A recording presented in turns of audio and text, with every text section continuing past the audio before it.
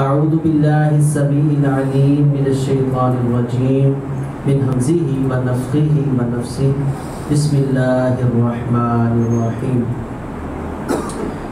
انا نحن نحیی الموتى ونکتب ما قدموا وآثارهم وكل شيء احصیناہ فی امام مبین وقال النبي صلى الله عليه وسلم إذا مات الإنسان انقطع عنه عمله إلا من ثلاث صدقة جارية أو علم ينتفع به الناس أو ولد صالح يدعو له أو كما قال عليه الصلاة والسلام.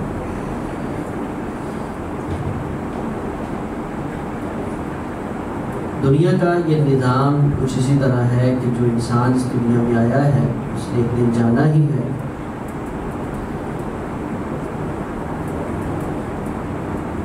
انسان کی زندگی کا جو مقصد ہے اس کو اللہ تبارک و تعالیٰ نے خوب اچھے طریقے سے واضح فرما دیا کہ وَمَا خَلَقْتُ الْجِنَّ وَالْإِنسَ إِلَّا لِيَعْبُدُونَ. انسان کی زندگی کا مقصد اللہ کی عبادت ہے.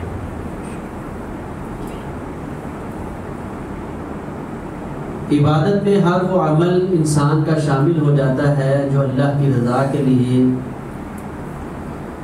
شریعت کے مطابق انسان اپنی زندگی میں کرتا ہے، اور اسی عمل کی بنیاد پر اللہ تبارک و تعالی نے کل انسان کی آخرت کا فیصلہ فَأَمَّا مَنْ ثَقُلَتْ مَوَازِينُهُ فَهُوَ فِي عِيشَةٍ رَاضِيَةٍ کہ جس کا نیکیوں والا پلڑا بھاری ہو گیا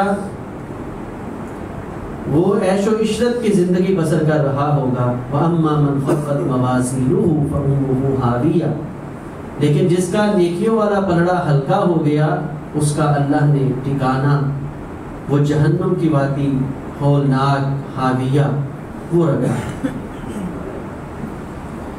تو انسان اپنی زندگی میں پوری کوشش کے ساتھ عمل کرے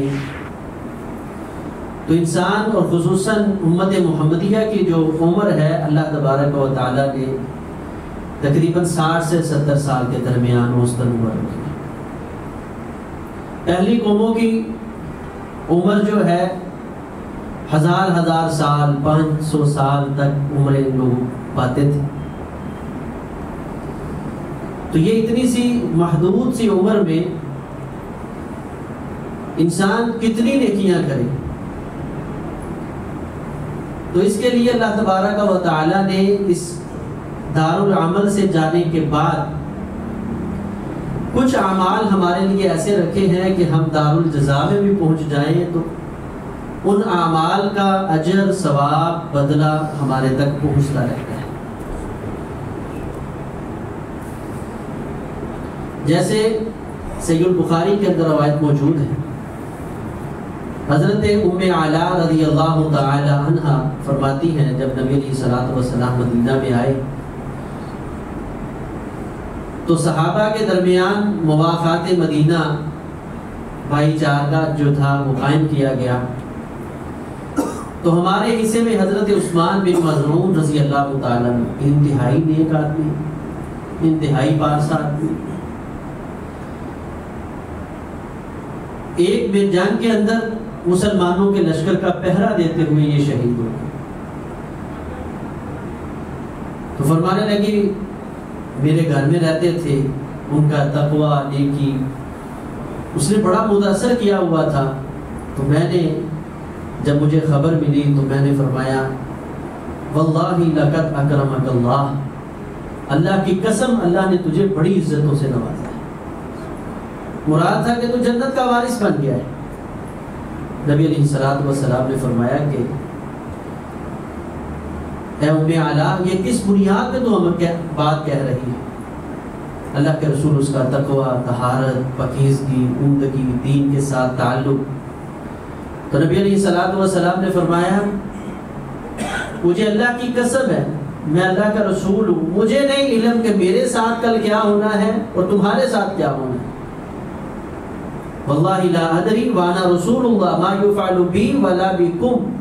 مجھے نہیں علم میرے ساتھ کیا ہوگا تمہارے. تم اتنی وسوخ کے ساتھ اللہ کی قسم اٹھا کر کسی انسان کو ہم جنتی نہیں کہہ سکتے سوائے جس کو خود نبی کریم صلی اللہ علیہ وسلم نے جنتی کہا. فرماتی آپ یہ بات تو اصولی تھی، لیکن ایسے غمناک موقع پر ایسی بات کہہ دینا پیاروں کے بچھڑنے پر، تو میں بہت غمگین ہوئی.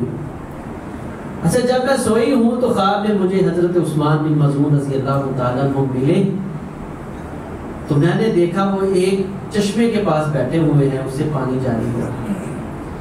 میں نے صبح پہ نبی علیہ السلام کو یہ خواب ذکر کی تو آپ نے فرمایا ذالک عملہ، یہ جو پانی جاری ہو رہا تھا اس کے پاس سے، اس کا مطلب ہے کہ اس کا کوئی عمل ایک ایسا موجود ہے جو اس کے جانے کے بعد بھی ثواب کی نہر اس کے لیے جاری ہو چکی ہے.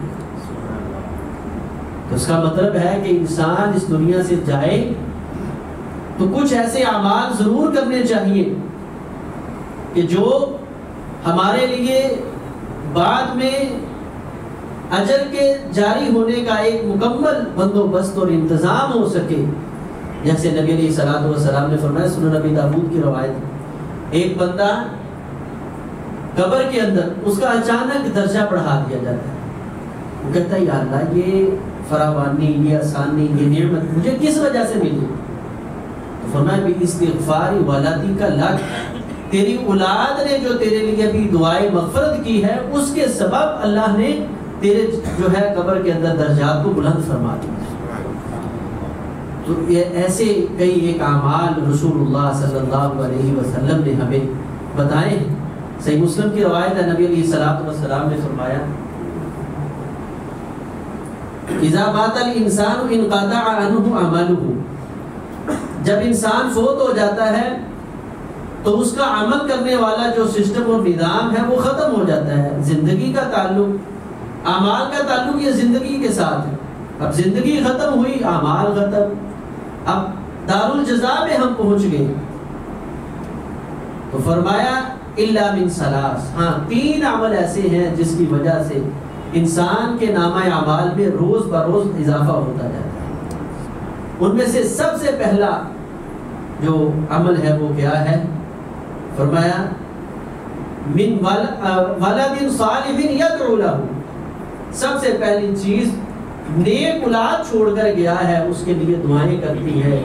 تو اللہ تبارک و تعالی اس اولاد کے سبب اس کے عمل کے اندر، نامہ اعمال کے اندر نیکیوں کا اضافہ کرتے ہیں.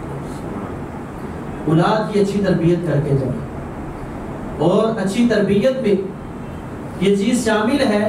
نبی علیہ الصلوۃ والسلام سے ایک شخص نے آ کر پوچھا تھا، اللہ کے رسول صلی اللہ علیہ وسلم میں اپنے ماں باپ کی نیکیوں کو جاری رکھنا چاہتا ہوں، مجھے کوئی طریقہ بتلائیں. تو نبی علیہ الصلوۃ والسلام نے فرمایا تھا، فرمایا جو تیرے والدین کے محبوب ترین رشتے ہیں ان کے ساتھ تو محبت اور پیار کیا. آج ہماری حالت اور کیفیت کیا ہے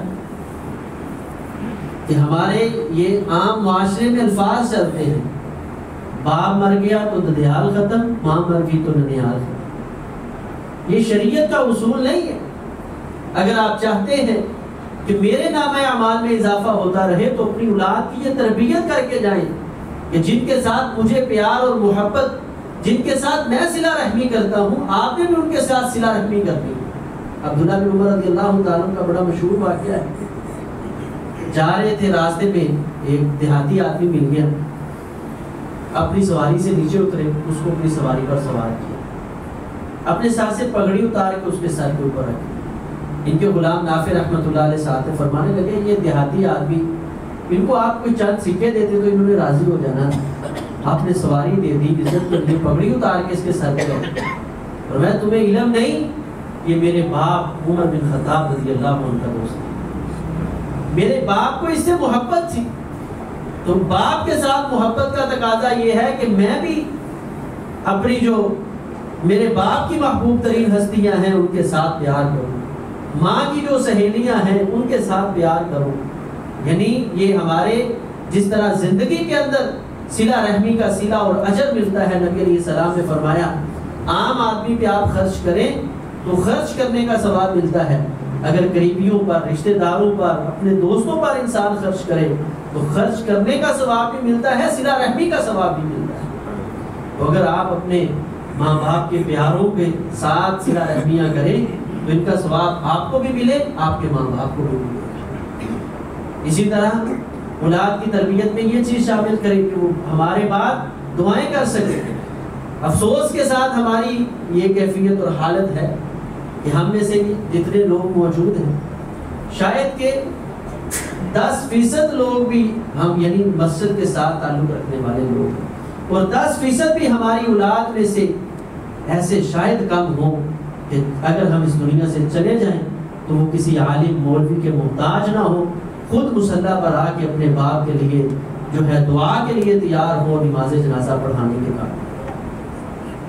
کیا سکھایا ہے ہم نے اپنی اولادوں کو؟ جو ہمارے بعد میں کام آنے والی چیزیں ہیں وہ یہ ہیں، تو اپنی اولاد کو اس قابل کریں. اس کے بعد رسول اللہ صلی اللہ علیہ وسلم نے فرمایا کہ کوئی شخص علم نافع جو ہے، دین کا علم، قرآن و سنت کا علم، وہ کسی طریقے کے ساتھ، سنن ابن ماجہ کی روایت ہے، نبی علیہ الصلوۃ والسلام نے فرمایا ورث مصحفا، قرآن کے کسی مصحف کا وہ وارث کسی کو بنا جاتا ہے، مطلب اس کو وہ دے جاتا ہے، اس میں پڑھتا ہے، مساجد میں قرآن رکھتے ہیں. اسی طرح وہ علم کا جو بھی ذریعہ ہے، کوئی کتاب اچھی ہے وہ شائع کروا کے تقسیم کروا دیتا ہے. اذکار صبح شام کے عمومی لوگوں کو نہیں آتے، وہ شائع کروا کے لوگوں تک، لوگوں کے علم میں اضافے کے لیے لوگ اس سے فائدہ اٹھائیں. تو فرمایا جب تک یہ کسی بھی طریقے سے خود پڑھا دیا، پڑھانے کے قابل نہیں ہے، اس کو کوئی ایسی چیز مل گئی ہے کہ وہ اس کو شائع کروا کے لوگوں کے علم میں اضافے کے لیے تقسیم کروا سکتا ہے، ایسا علم جو لوگوں کے لیے نفع مند ہے، اس کے مر جانے کے بعد یہ دنیا سے چلا تو گیا ہے لیکن ثواب کی نہر اب بھی جاری ہے.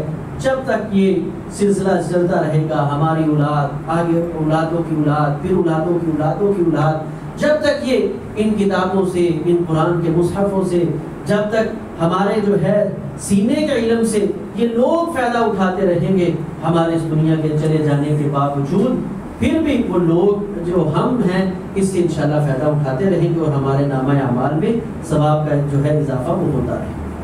تیسری چیز رسول اللہ صلی اللہ علیہ وسلم نے فرمائی صدقہ جاریہ. صدقہ جاریہ کی کئی صورتیں ہیں. ایک صورت تو یہ ہے کہ انسان لوگوں کے فائدے کے لیے کوئی چیز اس کا اہتمام کر جائے.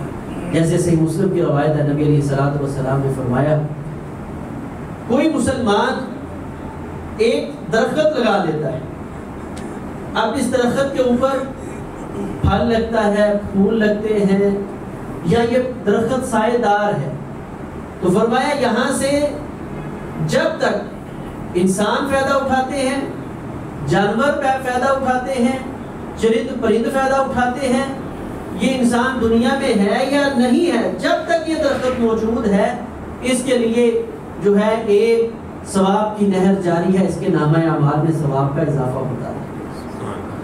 لوگوں کے فائدے کے لیے کوئی مستقل کام کر کے جائے.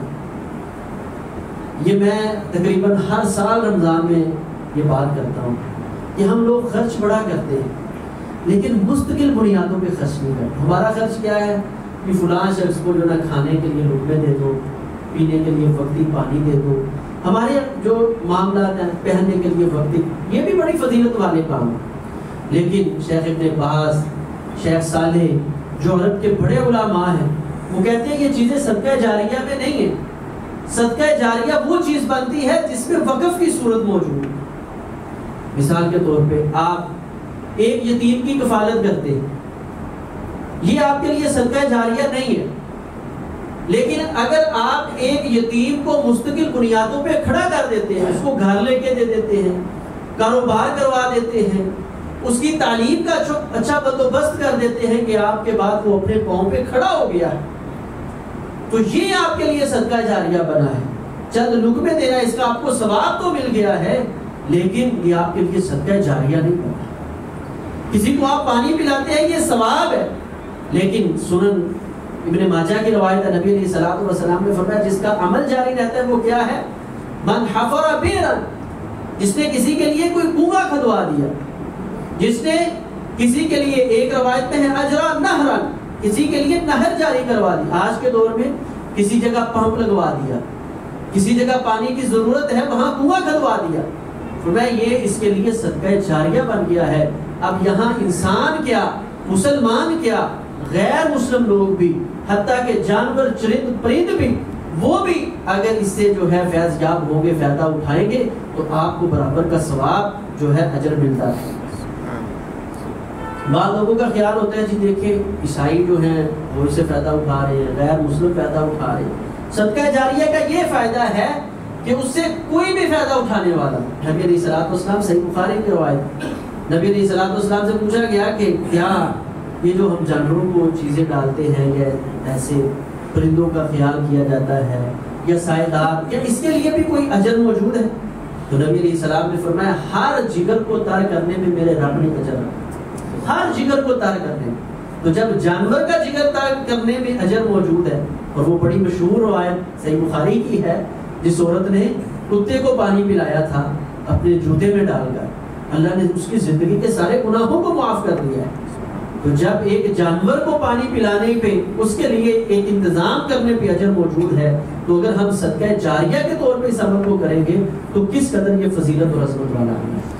اللہ کے پیغمبر علیہ الصلوۃ والسلام کے پاس حضرت سعد بن عبادہ رضی اللہ تعالیٰ عنہ آئے, یا رسول اللہ صلی اللہ علیہ وسلم, میری ماں فوت ہو گئی ہے, میں چاہتا ہوں ان کے لیے کوئی ایسا کام کر دوں جو صدقہ جاریہ کے طور پہ جاری رہے. آپ نے فرمایا پھر اس کی طرف سے صدقہ کر. فرمانے لگے فَأَيُّ الصَّدَقَةِ أَفْضَلُ, سب سے افضل ترین صدقہ کون سا ہوگا؟ تو نبی علیہ السلام نے فرمایا سقی الماء, پانی پلانا. کسی کو کوئی ایسا کنواں کھدوا دے, نہر جاری کروا دے, پانی کا کوئی انتظام, ٹیوب ویل کوئی ہمارے دور میں پمپ ہے یہ لگوا دے. تو نبی کریم صلی اللہ علیہ وسلم نے فرمایا یہ سب سے زیادہ افضل صدقہ ہے کہ آپ لوگوں کے کام آ جائیں. حضرت سعد بن عبادہ رضی اللہ عنہ مدینے میں جو باہر ہے اپنے باغ کے پاس کنواں کھدوایا اور اس کے اوپر لکھا ھذا لأم سعد, یہ کنواں سعد کی ماں کی طرف سے صدقہ جاریہ ہے. تو اپنے پیاروں کی طرف سے, اپنی طرف سے صدقہ جاریہ کے طور پہ ایسے کام, خصوصاً ہمارے علاقے جو دربار کے علاقوں میں ان چیزوں کی بڑی ضرورت ہے. ہمارے ہم مساجد میں, مدارس میں کسی جگہ ایسی چیز کی ضرورت ہو اس کو مہیا کریں. اگر آپ کو ظاہری طور پہ کہیں یہ چیز نہیں ملتی تو یہ لوگ جو 6 مہینے کا پڑا پانی جوڑوں اور تالابوں میں گندا پانی جہاں سے جانور پی رہے ہیں وہاں پر پینے پہ مجبور ہیں, ان لوگوں کے لیے اگر ہم یہ انتظام کر دیں تو ہمارے لیے بہترین صدقہ جاریہ اور انسانی ضرورت کو پورا کرنے میں ہم اللہ تعالیٰ کی طرف سے بہترین معاملوں اور مددگار بن جائیں. اس کے بعد نبی علیہ الصلوۃ والسلام نے فرمایا رباط یوم و لیلۃ فی سبیل اللہ خیر من الدنیا وما فیہا. اللہ کے راستے میں رباط کرنا, رباط کا مطلب ہوتا ہے باندھنا, اپنے آپ کو اللہ کے راستے میں باندھ لینا. نبی علیہ الصلوۃ والسلام نے فرمایا یہ خیر من الدنیا وما فیہا, ایک دن بندہ اپنے آپ کو اللہ کے راستے میں باندھ لے, یہ دنیا و ما فیہا کی نعمتوں سے زیادہ افضل اور اعلیٰ ہے. اور فرمایا وَإِن مَاتَ جَرَى عَمَلُهُ, اگر یہ بندہ اسی حالت میں مر گیا کہ رباط کر رہا تھا تو فرمایا اس کا عمل مرنے کے بعد بھی جاری رہے گا. اب رباط کیا ہے؟ صحیح مسلم کی روایت ہے, یہ جامع ترمذی اور سنن ابی داؤد کے اندر بھی ہے. اللہ کے پاک پیغمبر جناب محمد رسول اللہ صلی اللہ علیہ وسلم ایک دن فجر کی نماز میں لیٹ ہو, کافی لیٹ ہو, حتیٰ کہ سورج طلوع ہونے لگا. آپ جب آئے جلدی آپ نے مختصر سی فجر کی نماز پڑھائی. نماز پڑھانے کے بعد میں اپنی جگہ پر بیٹھ جاؤں. آج میں تمہیں بتاتا ہوں میں لیٹ کیوں ہوا. لیٹ اس وجہ سے ہوا ہوں کہ فجر کی سنتیں ادا کرنے کے بعد لیٹا تو میری آنکھ لگی, اور اس خواب کے اندر نیند میں مجھے خواب آیا, اور خواب میں رأیت ربی فی احسن صورہ, میں نے اپنے رب کے ساتھ ملاقات کی, بڑی خوبصورت شکل میں میرے رب نے میرے ساتھ ملاقات کی. اور فرمایا میرے رب نے فرمایا یا محمد قلت لبیک یا ربی, اے محمد صلی اللہ علیہ وسلم, میں نے کہا میں حاضر ہوں میرے رب. تو نبی کریم صلی اللہ علیہ وسلم نے فرمایا, اللہ تعالیٰ فرماتے ہیں مجھے یہ بتاؤ فیما یختصم الملأ الاعلی, میرے جو مقرب ترین فرشتے ہیں نا وہ کس بات کے اندر جھگڑ رہے ہیں. فرمایا میں نے کہا لا ادری, مجھے نہیں پتا. تو اللہ تبارک و تعالیٰ نے اپنا جو ہاتھ ہے وہ میری پشت پر رکھا، کمر کے اوپر رکھا، تو فرمایا وہ کمر کے اوپر ہاتھ رکھنے کی وجہ سے حتی وجدت برد اناملہ، اللہ کے ہاتھ کے پوروں کی ٹھنڈک میں نے اپنے سینے کے اندر پائی، اور یہ برکت ملنے کی وجہ سے میرے اور فرشتوں کے درمیان جو پردے حائل تھے وہ ختم ہو گئے۔ اور میں نے پھر سنا کہ فرشتے آپس میں جھگڑ رہے، اور میں نے فرمایا یختصم الملأ الاعلی فی الکفارات والدرجات، فرشتے آپس میں جھگڑ رہے ہیں کہ اس امت کے لوگوں کے گناہ کیسے معاف ہوں گے اور ان کے عمل چھوٹے چھوٹے ہیں، ان کے درجات بلند کیسے ہوں گے، کون سی ایسی خوبیاں ہیں۔ تو نبی کریم صلی اللہ علیہ وسلم نے فرمایا کوئی جہاد بتا رہا تھا، کوئی صدقہ بتا رہا تھا، کوئی جو ہے فرض نماز بتا رہا تھا، کوئی حج بتا رہا تھا، سب اپنے اپنے انداز میں رائے دے رہے تھے۔ تو میرے رب نے مجھے بتایا کیا میں بھی تمہیں نہ بتا دوں کہ وہ عمل کون سے ہیں؟ صحابہ نے فرمایا ضرور بتائیں۔ تو رسول اللہ صلی اللہ علیہ وسلم نے فرمایا سب سے پہلا عمل اسباغ الوضوء علی المکارہ، بندہ ناپسندیدگی کی حالت میں اچھے طریقے کے ساتھ وضو کرے۔ گرمی ہے، پانی بھی گرم ہے، لائٹ بند ہے، تو آپ پھر بھی اچھے طریقے کے ساتھ وضو کرتا ہے۔ سردیوں میں گرم پانی نہیں ہے، ٹھنڈا پانی ہے، پھر بھی اچھے طریقے سے وضو کرتا ہے۔ فرمایا یہ عمل ایسا ہے کہ اللہ اس کے ساتھ گناہوں کو معاف کرتے ہیں اور درجات کو بلند فرما دیتے ہیں۔ اور دوسرا عمل نبی علیہ الصلوۃ والسلام نے فرمایا کہ کثرت الخطا الی المساجد، کثرت کے ساتھ اپنے قدم اٹھا کے مسجد کی طرف آنے والا، یہ بندہ، اس کے بھی اللہ تعالیٰ جو ہے اعمال نیکیوں میں درجات میں بلندی فرماتے ہیں اور گناہوں کو معاف فرماتے ہیں۔ اور فرمایا وَإِنْتِظَارُ الصَّلَاةِ بَعْدَ الصَّلَاةِ، ایک نماز پڑھنے کے بعد بندہ دوسری نماز کے لیے مسجد کے اندر بندہ رہے، اپنے آپ کو روکے رکھے۔ یعنی میں کہتا ہوں کہ پورا سال بندہ کوشش کرے نا، بڑا مشکل کام ہے۔ فجر کی نماز پڑھنے آیا ہے، ظہر تک مسجد میں بیٹھا رہے، یا ظہر پڑھ کے عصر تک بیٹھا رہا، بڑا ایک مشکل سا کام، لیکن اللہ نے یہ رمضان المبارک کے مہینے میں ہمیں فائدہ اٹھانے کا موقع دیا ہے۔ ہم عشاء کی نماز پڑھتے ہیں تو پھر اگلی نماز یعنی تراویح کا انتظار ہمیں ہوتا ہے، 10 منٹ 5 منٹ ہم بیٹھے ہیں، پھر 2 رکعت پڑھی، اگلی 2 رکعت کا انتظار ہوتا ہے، پھر اگلی 2 رکعت پڑھی، اگلی 2 رکعت کا انتظار ہوتا ہے۔ تو یہ فرمایا وَإِنْتِظَارُ الصَّلَاةِ بَعْدَ الصَّلَاةِ، یہ 3 عمل اللہ کے پیغمبر علیہ السلام نے فرمایا فَذَلِكُمُ الرِّبَاطُ فَذَلِكُمُ الرِّبَاطُ فَذَلِكُمُ الرِّبَاطُ، صحیح مسلم کی روایت ہے، نبی علیہ السلام نے فرمایا یہی تینوں عمل تو رباط میں شامل ہیں، یہی تینوں عمل تو رباط میں شامل ہیں۔ کیا مراد؟ کہ جس بندے کے اندر یہ 3 صفات ہوگی، ناپسندیدگی کی حالت میں وضو کرتا ہے، مسجد میں زیادہ سے زیادہ آنے کی کوشش کرتا ہے، اور مسجد میں زیادہ ٹائم گزارتا ہے اور کوشش کرتا ہے کہ ایک نماز کے بعد دوسری نماز کا انتظار کرے اور وہاں بیٹھ کر المقت بین المساجد، مساجد کے درمیان میں بیٹھا رہتا ہے۔ اللہ کے پیغمبر علیہ السلام نے فرمایا ان مات جرا عملہ، ان خوبیوں کا مالک بندہ اس دنیا سے چلا گیا، دنیا سے جانے کے بعد بھی اللہ تبارک و تعالیٰ فرشتوں کو کہتے ہیں لکھتے رہو یہ میرا بندہ اب بھی وضو کی حالت میں ہے، لکھتے رہو یہ اب بھی نماز کے لیے آ رہا ہے، لکھتے رہو یہ اب بھی نماز کے لیے مسجد میں بیٹھا ہوا ہے، کیونکہ یہ اس بندے کے اندر رباط موجود ہے۔ اللہ تبارک و تعالیٰ سے دعا ہے اللہ تبارک و تعالیٰ ہمیں اپنے اندر یہ خوبیاں پیدا کرنے کی توفیق عطا فرمائے۔